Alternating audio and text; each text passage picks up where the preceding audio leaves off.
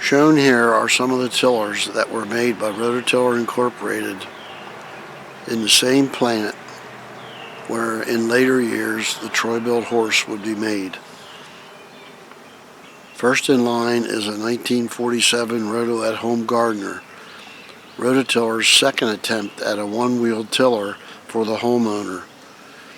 Prior to that, 1937, Kelsey made one called the wheelbarrow cultivator, very similar in design. The home gardener was made until 1949 when the cheaper front tine tillers caused orders to dwindle.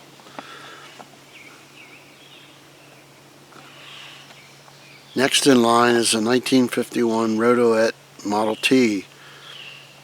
It started in production in 1949 and was designed by George Doan, chief engineer at ROTOTILLER Incorporated.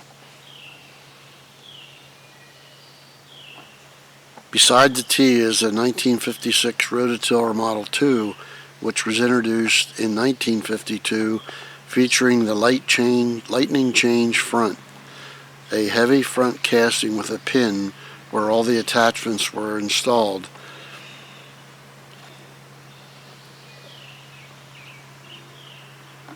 Next is a ROTOTILLER 1957 Model 3, introduced with the Model 2 in 1952. The yellow and red tiller next to the 3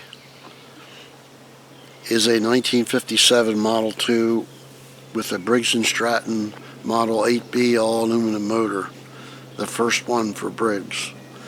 The 1957 models are the only ones I have seen with the rear flap adjusted from the handlebars, and this was to help control the depth of tilling.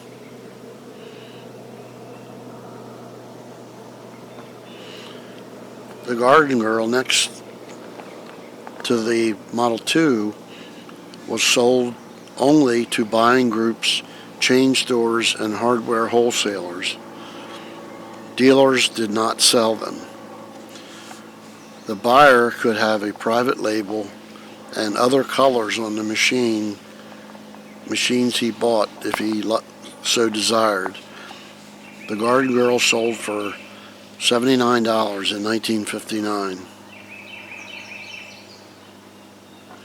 The green and white tiller is a Porter Cable 133 made by ROTOTILLER after Porter Cable started buying them in 1959.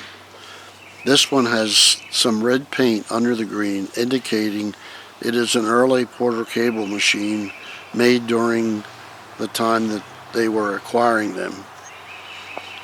I think the Garden Girl and some of the other front tine tillers they made was an effort for ROTOTILLER to stay in business, because they were pretty much against front tine tillers in previous years' advertising. Porter Cable was hoping that the acquisition of ROTOTILLER would boost their business, but it did not. And 2 years later, the Porter Cable garden line was sold, and by 1962, the ROTOTILLER brand name was gone.